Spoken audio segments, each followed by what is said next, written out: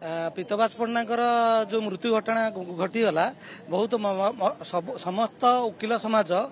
जिते ओडिशार advocate all over India advocate प्रति बहुत अन्याय होता आम चेष्टा करुचु जे आज दिनटा आम पेन डाउन पे स्ट्राइक करुचु केमिति एडवोकेसी प्रोटेक्शन एक्ट हम हत्यारे संपृक्त अच्छी से पुलिस गिरफ करा लड़े ना निश्चय निश्चय भुवनेश्वर बार आसन निष्पत्ति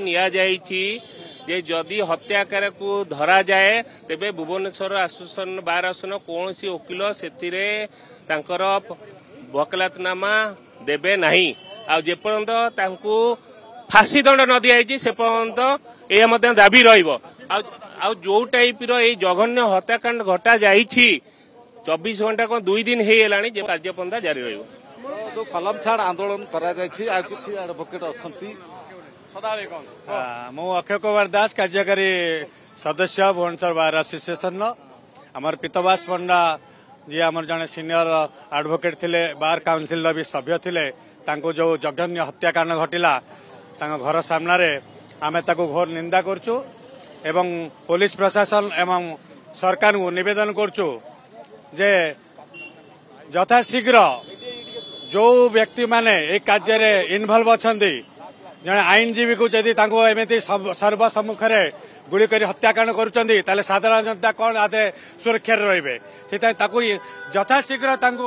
अरेस्ट करा जाओ एवं जो सजा दिज्व ता तो आम न्यायालय बुझब किंतु पुलिस प्रशासन इमिडिएटली केमिति आज जड़े आईनजीवी समस्त आईनजीवी मैंने एकाठी होती कलम छाड़ आंदोलन कर अभियुक्त मान एपर्यंत गिरफ करा जाई पारि सेटा तो आमर न्याज्य दाबी वकिल मानकर वकिल संघर कहीं सी गोटे कर्तव्यनिष्ठ वकिल थे पुणी बार काउंसिल मेंबर थे सी अनडिस्प्यूटेड पर्सन ताकू जदि गोटे एमती घर पाखे हत्या कर पाला आमर जीवन भी सुरक्षित नुहे कि साधारण जीवन भी सुरक्षित नुहे तेणु एपर्तंत अरेस्ट कर स्पेसिफिकाली जो दिन मर्डर है से दिन एसपी छुट्टे था लोकाल आईएससी बैद्यनाथपुर आईएससी भी छुट्टे था तेणु I think it is a pre plan murder तेणु